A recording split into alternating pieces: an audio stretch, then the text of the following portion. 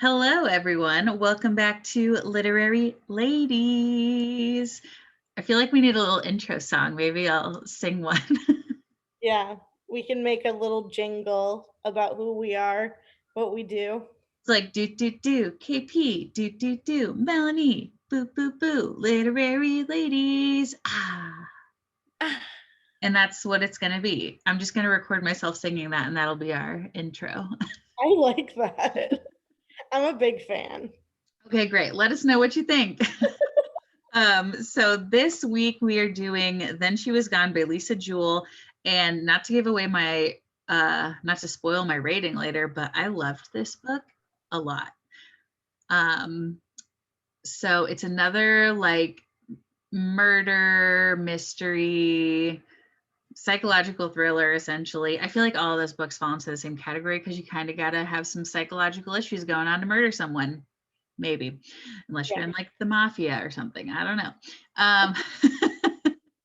But I was going to say premise, the synopsis of the book, essentially, about 10 years ago, this girl went missing. It was the daughter of a woman named Laurel. She has two other children, a boy and a girl, and this other girl that went missing. She essentially doesn't really, there's not much evidence. They think that she ran away. 10 years later, they find her bones and a backpack. They have a funeral for her. Then she kind of starts moving on with her life. And when she starts moving on with her life, she starts uncovering more things about the disappearance of her daughter. So it was very good. As always, there's going to be spoilers throughout this as we go through her questions. So if you haven't read the book yet, definitely go read it and come back and give this a listen so you can discuss with us. And we always like to hear from you guys. So let us know what you think about this book on our post on Instagram. Literary Ladies Pod is our handle, or email us or anything. I'll give you guys that info at the end. So yeah, leave us a 5-star review if you like listening to us. I normally say that at the end, but I'll say it at the beginning. Even if you don't, leave us a 5-star review, please. Yeah, leave us a 1-star review and let us know how much you hate us so then we know what to change. Exactly. We're fine with that too. So let's go ahead and get started. I will ask you the questions so you can talk some. Okay. Um, as always, KP, well, I won't say as always, but most of the time KP writes our questions because the ones we find online aren't that great. So she wrote all these questions today. I'm thinking about writing them up and posting them on Instagram for you guys to have a copy of for your own discussion. So let me know if you want that too. But here is our first question. We are introduced to Ellie and Noelle's relationship in the beginning of the book and eventually hear both of their perspectives. What did you make of their initial relationship and what red flags did you see? So you could tell that Noelle was definitely getting really easily attached to Ellie at the beginning of the relationship. She would always make like weird comments about like my smartest student, you're perfect, like weird like affirmations that I think in real life if your tutor said to you, you'd be like, this is kind of weird. um and the fact that she kept bringing her gifts, I thought that was really weird as well. I think that she just wanted Ellie to trust her, and I think it was like a psychological thing of like Noelle was never the type of person that like got along with people like Ellie that were like very like beautiful and popular and had good grades. So it was kind of like her just wanting to like have this friendship with Ellie to feel like accepted, if that makes sense. Mm-hmm. You know what I'm saying? Yeah, I definitely agree with that. I In the beginning, before we knew that Noelle had all these issues, I was like, oh, they're just like starting this friendship. Like Ellie's super excited about being tutored because she wants to do well in school. And the first red flag I kind of saw was when she started like ranting to her about her.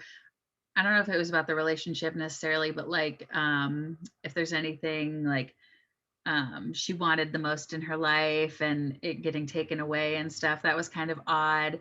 And like you said, I think that she never, like so she stalked Floyd, right? Essentially to get him into her life. So she kind of like had to do all these extra things to be around these people or be near these people or get them to like her. And that was probably a common theme right throughout her life, since she's doing that with Ellie bringing her the gifts, and with that guy where she went and met him at the book signing and then moved into his neighborhood and watched. Well, then when Ellie was leaving school, she like watched her out the cafe window when she was walking every day. So she's definitely got some stuff going on. But her like ranting definitely broke that like professional boundary that they were supposed to have for this like tutor student thing, especially since she's tutoring all these school age kids. That's not really something you would talk to with this young child. So um yeah, you can definitely see that Noelle's a little off her rocker from the beginning. Totally. Yeah, I kind of forgot about, I mean, I knew about her initial relationship with Floyd, but I kind of forgot that that's how it like started. Like she went to the book signing and then she moved to be near him so that she could like kind of run into him sometimes out in public. She was Yeah, like, "Oh, I would not mind if I had to go to the store, and if I forgot something, that wouldn't even be bad either. As many chances as I get to walk by the end of this road." Like, okay, crazy. like she wants him to see her. Hmm. She wants him to be like, "Oh, that's my fan." And mission accomplished, we find out in the book. Yep. So so that kind of leads us into our next question about Floyd. So Laurel meets Floyd in a cafe and they hit it off right away. Do you think it was odd how fast their relationship was progressing? What do you think about him introducing her to his daughters so soon? Okay, yeah. So who just shares cake with a complete stranger? Like, heck no. And that might just be my social anxiety talking, but like, no, I'm not just gonna invite you to come share this cake with me. I wouldn't have been Floyd and I wouldn't have been Laurel. Like, I wouldn't invite someone to share my cake and I wouldn't share my cake with anybody. And it's cake. Like, I don't want to share with you. Sorry, that's my fat girl talking, but like, I want this cake for myself. um, but I do think, like unknowingly to us, because we didn't know this at that time in the book, he was dressing like her ex-husband and acting like her ex-husband. So he probably appeared very familiar to her. So I'm sure that, and she also found him super attractive because she mentioned that and like was watching him the whole time and almost wanted him. So it's like she manifested him to do that. So um, I think that was okay, but the next part of their relationship definitely progressed way too fast. Like, didn't he meet Poppy or didn't she meet Poppy like as soon as she slept over at his house the very first time, like in the morning or something? Like, I think people are just way more protective over their children meeting who they're dating, or else I've just watched way too much of The Bachelor because that's what they always say. But yeah, I thought their relationship definitely progressed very quickly. What did you think?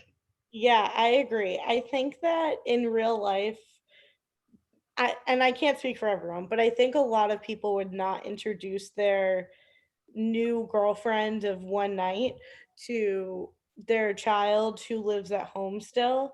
I thought that was so odd how she like went home with him, met his older daughter, and then like slept over, which I'm like, oh, you're sleeping over the first night? Like, okay.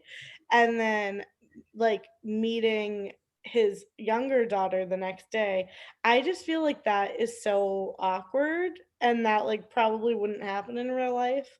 Um, Right. but and then she invited him to her birthday dinner, which was, like, I think, like, a week after this happened. So she's, like, introducing him to, like, her children, her ex-husband, like, it just seemed like it was progressing really fast. Yeah, and knowing what we know at the end of the book, it's like he wanted to feel out her entire family and make sure that Poppy was going to this good place. But yeah, it was like a one night stand turned into long-term relationship in like a month. Yeah.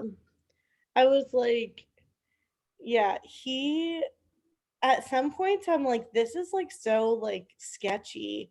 Like, he's acting so excited for everything, And I feel like it was like, okay, pump the brakes a little bit. Yeah. In real life, like, I mean, maybe because we're younger and they were like an older couple, like things happen faster. But I just don't think that was like super realistic that that would be progressing as fast as it was. Right. Because very soon after they got together, he's like, oh, I can't live without you. And it seemed like he was kind of obsessively messaging her and trying to talk to her. So he was a little clingy, I guess would be the Yeah, appropriate way to describe it.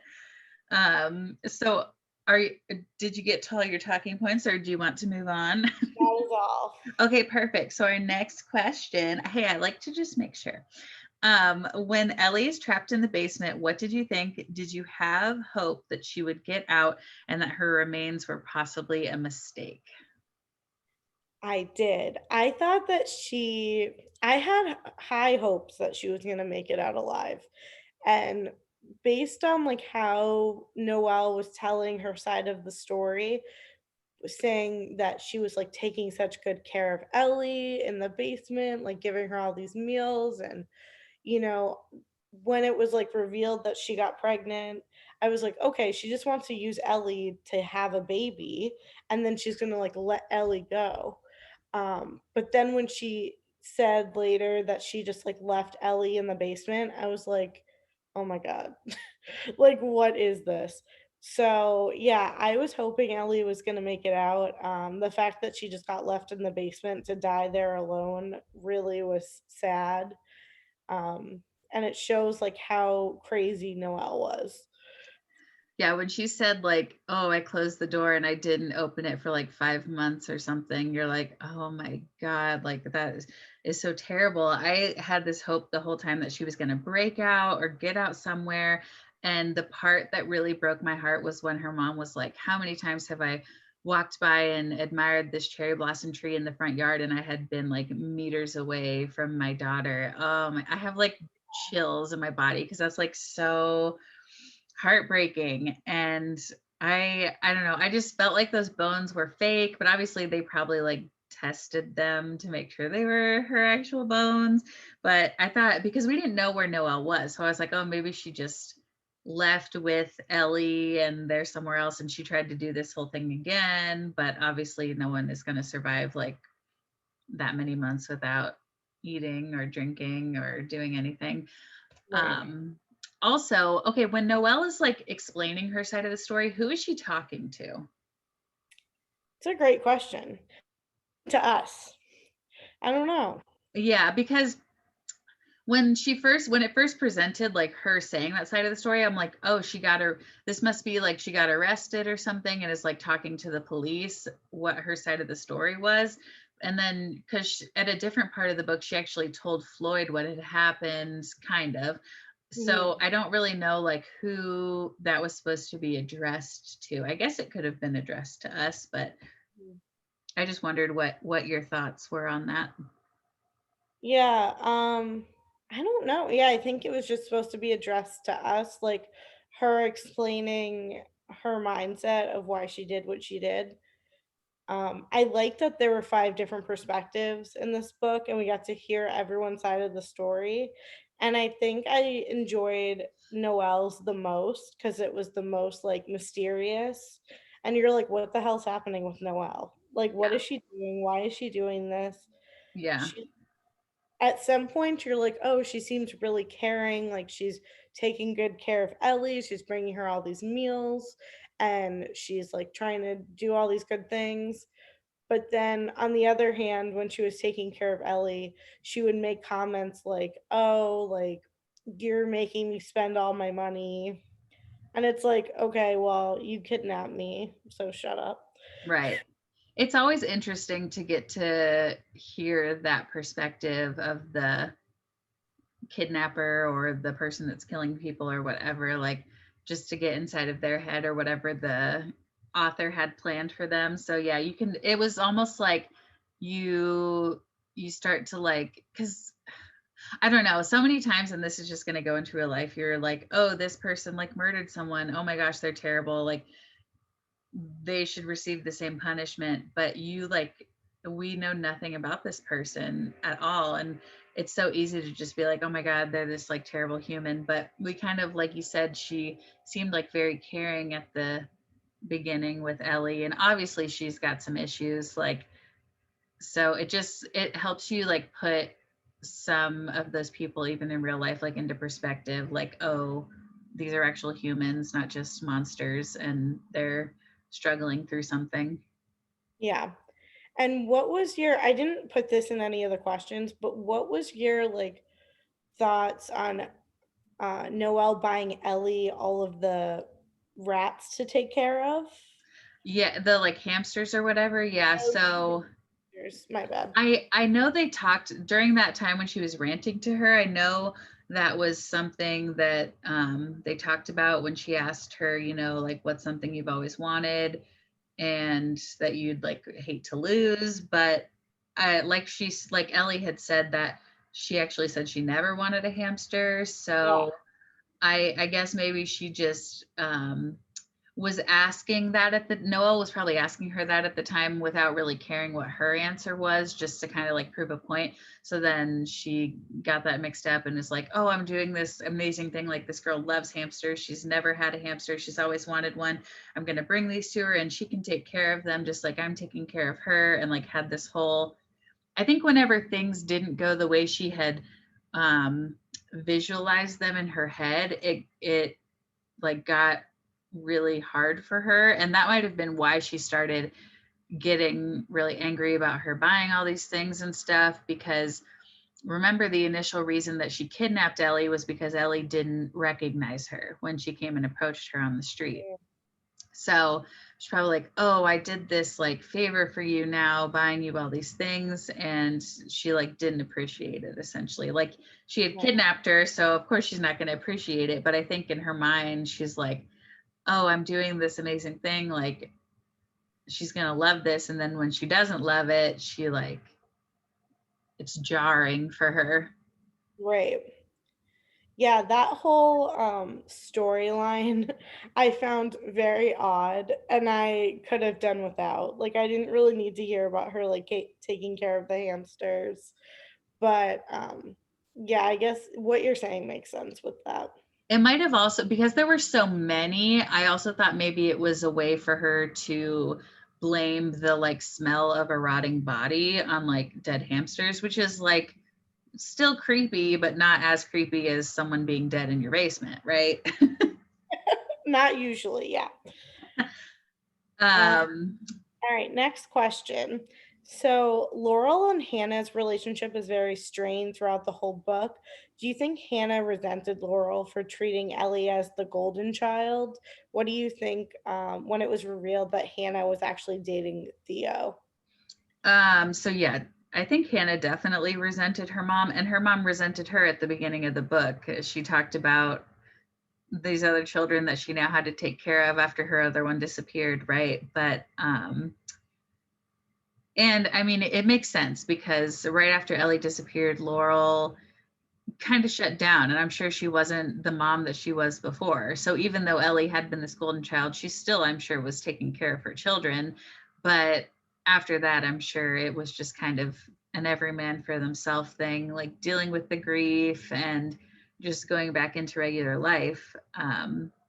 But I thought it was very cool that Hannah and Theo ended up together because I feel like that's a very common thing where people bond over grief, especially when it's over the same person. So for them to have kind of found each other in that time, I'm not sure like the exact timeline because her mom didn't really know. So um, it was cool for them to have ended up getting together and they got married at the end, right? Mhm. Yeah. Yep. Yeah. I said something similar. I think that at the beginning of the book, to Laurel, like Hannah never measured up to Ellie. She was always comparing the two of them. She even like would make comments about like Ellie being so pretty and Hannah not being as pretty. And I think that conversation that Laurel had with Paul, where Paul said, you know, when Ellie left or when she disappeared, Hannah didn't just lose Ellie, she lost you too. Hmm. And you weren't there and you were checked out. and like your whole world was over because your golden child was gone. And I think that really made Laurel like snap into it and be like, okay, like I get it now. I get why Hannah, doesn't want to have this big relationship with me. And even Paul said, like, yeah, I knew she was dating Theo. I've known for a while. I think the brother knew too. I think everyone in the family knew besides Laurel. And yeah, just like you said, I think Hannah and Theo bonded over Ellie's death.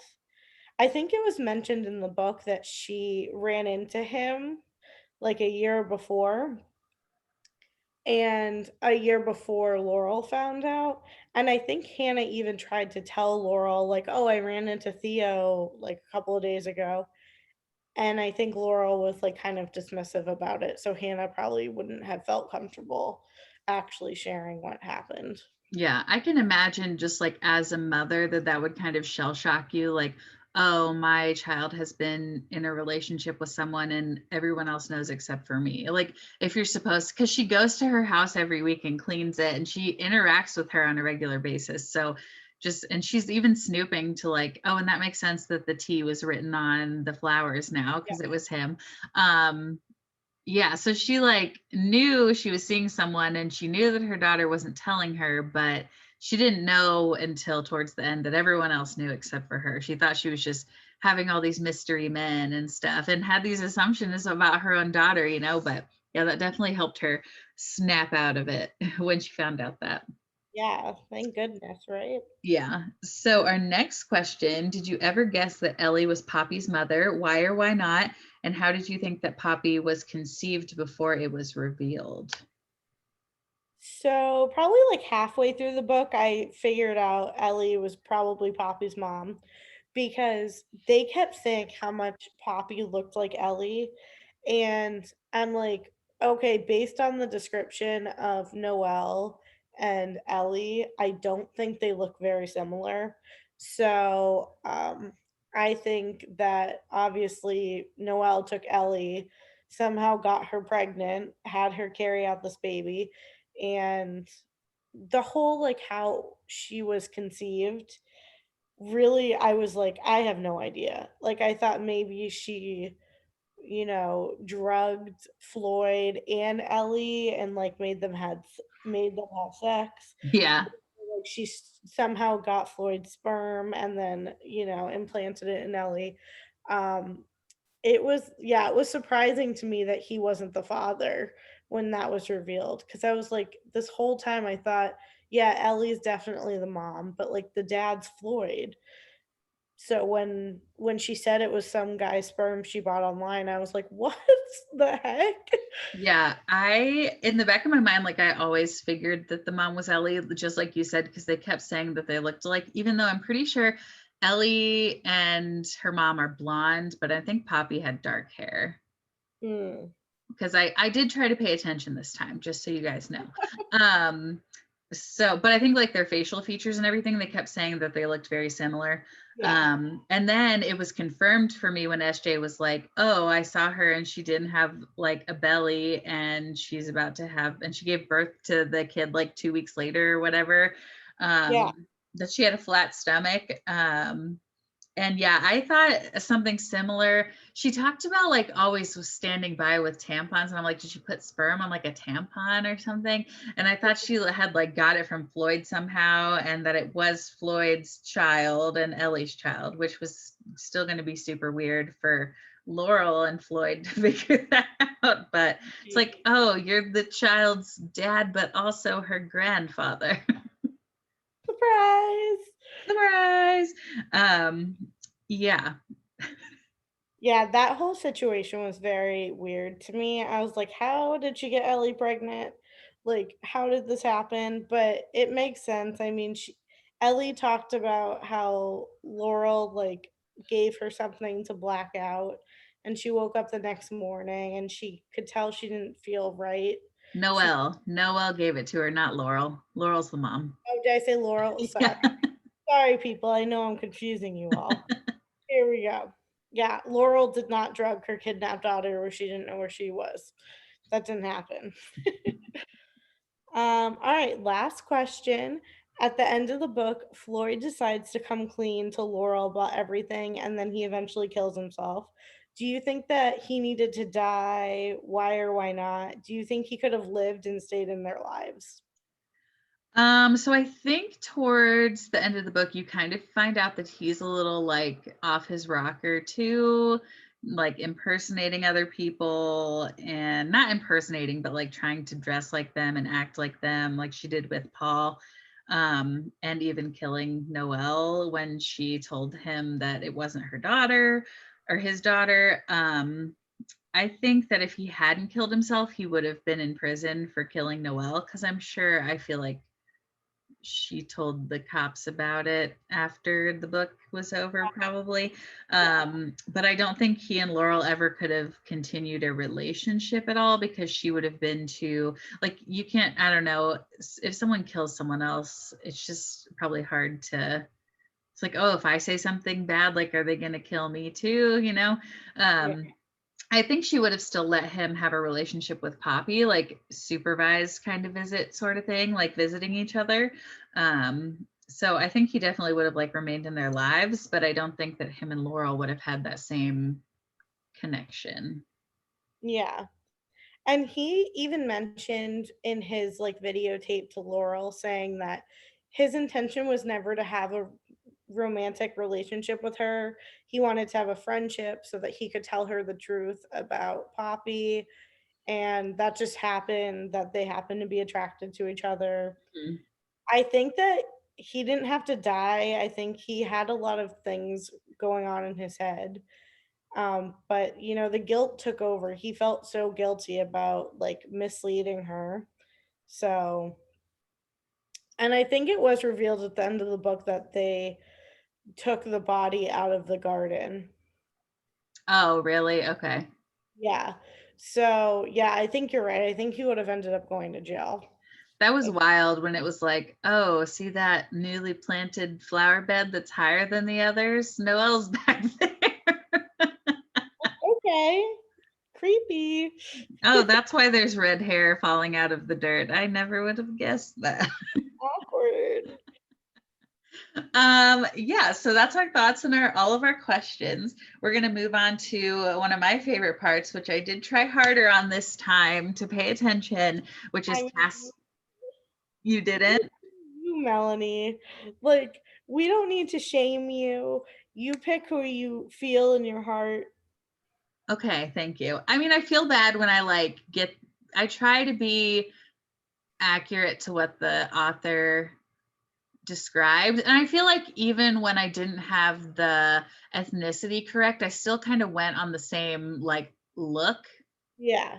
last time. So that was good. But yeah, I'm trying to be more accurate. So here we go. Let me pull up Google so I can figure out who the heck you picked because I always have to Google them. Did you pick all British actors? Because I did not. I don't think so. I'm not really sure. So who did you pick for Ellie? For Ellie, and the name is not a coincidence, I just saw this person as it. I picked Elle Fanning. Oh, okay. Yeah, I think she would be really good. Who did you pick? I picked Kiernan Shipka. Let's see. I don't know who that is. Oh, okay. Oh, yeah, she would be very good for it too. She looks like Emma Watson a little bit. Yeah, a little bit. Crazy. Doppelganger.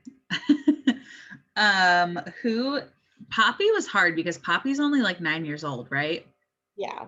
So I picked someone who is a child who was a child actor. They're like 20 now, but I was imagining it as like them when they were a child actor. Okay. Who'd you pick? I picked Mackenzie Foy, and she played Renesmee on Twilight. Okay. Oh wow, she is 20 now. Right? Yeah, a lot of the people that I was like, oh, this would work, it said like, oh, they're born in 1997. I was like, oh man, they're like 23 or 24 now. That's crazy. Yeah. But yeah, she would be good. She looks like she would be like very sophisticated. Hmm. and like mature for her age. Yeah. I picked McKenna Grace. The name sounds familiar. She was in Haunting of Hill House. Oh, yeah. And she actually, I realized this after I picked them, that she has played Kiernan Shipka's younger version in Oh, shows before. well, there you go. So that worked out really well. Yeah, exactly. Who did you pick for the mother Laurel? I picked Leslie Mann. Oh, yeah, I like her a lot. That's Yeah, good. I picked Charlize Theron. they're on. Yeah, Theron. I like her. I feel like she could play like that kind of character that's kind of like my child is missing, and yeah. And Help. And Help. Who did you pick for Floyd? I feel like you might laugh at my. I picked Hugh Jackman. Oh, I love Hugh Me Jackman. too. I was like, who looks like he would be like maybe like an author and like kind of like mysterious? But okay, he's an author, but he's a mathematician. Hugh Jackman could be a mathematician. I picked John Krasinski. Who's that? Jim from The Office. Oh, okay. I feel like I could totally see that because he's kind of like, no offense, John Krasinski, you're beautiful, but he's very like, um, I don't want to say average, but you know, because Floyd was talking about how he would like do things to make himself look different. Like I feel like he could do that where he would like be able to pull off a bunch of different looks. Yeah, I could see it. Yeah. And then last we did Noel. So who did you pick for the kidnapper murderer? I picked Bryce Dallas Howard. Bryce Dallas Howard? Yeah, Bryce Dallas Howard. Bryce. Okay, hang on. Oh, she's pregnant in this photo. That's kind of funny. Oh, Oh my God. Is she in The Mandalorian? maybe. I don't know. Okay, awesome. Yeah, I could totally see that. I just want to double check and see if she was in The Mandalorian. And while I'm doing that, Was she? I'm looking right now. Let's see. Oh yeah, she is. Cool. Who is she? I can't remember. Anyways, I love The Mandalorian and Star Wars. So if you want to gush with me about that, DM us. I picked Jessica Chastain. Okay, so Jessica Chastain, literally all the time people think that she's Bryce Dallas Howard. Oh, really? Like all the time because they look almost identical. Yeah, that's funny. So Oh they yeah, think, here's a picture of them side by side. That's so funny. yeah, So we picked another doppelganger. love it. That's hilarious. Yeah, they look so similar. It's like creepy. They do. Oh my gosh, I'm gonna send you this photo, but this photo of her just looks like she has like ruffled up red hair and she just looks like she could murder someone. I'm gonna send this to you right now so you can let the people know that I'm serious about that. Okay. So overall, what was your rating for this book? I rated it a 4 out of 5. It took me on a journey. I feel like I read this a lot faster than I've read some other books because I kept wanting to like figure out what was going on. I liked it. I thought it was really good. Yeah, I agree. I gave it a 5 out of 5 actually. Perfect Wow. score. I know I normally am so critical, but we're not doing the decimal points anymore. So I wanted to give it full credit. I thought it was a very good book. I loved all the perspectives. I thought that it was never slow. I definitely wanted to keep listening and find out what was happening. So if you're a fan of these types of books, which apparently we are because that's all we talk about, definitely give it a listen. Yeah. And what book are we doing next, KP? We are doing Whisper Network by Chandler Baker. Yes, we are. KP just gave me a little synopsis beforehand. We'll save that for our actual podcast on the book. But if you like listening to us, definitely read that one next. Take your time. The podcast will be up forever, so you can listen to it whenever you want. But if you liked this podcast, let us know what you think. Like I said in the beginning, give us a rating on Apple Podcasts. We like to hear from you and know what we're doing right or wrong. Can be 5 stars or 1 star, whatever. Follow us on Instagram. What's our handle, KP? It's Literary Ladies Pod. Yes, it is. We try to post funny things sometimes. Sometimes they're probably not funny, but I still enjoy them, so I post them. Let's see what else. You can email us, literaryladiespod@gmail.com. Let us know your book recommendations, and we will see you next time. Yeah, sounds good. Bye.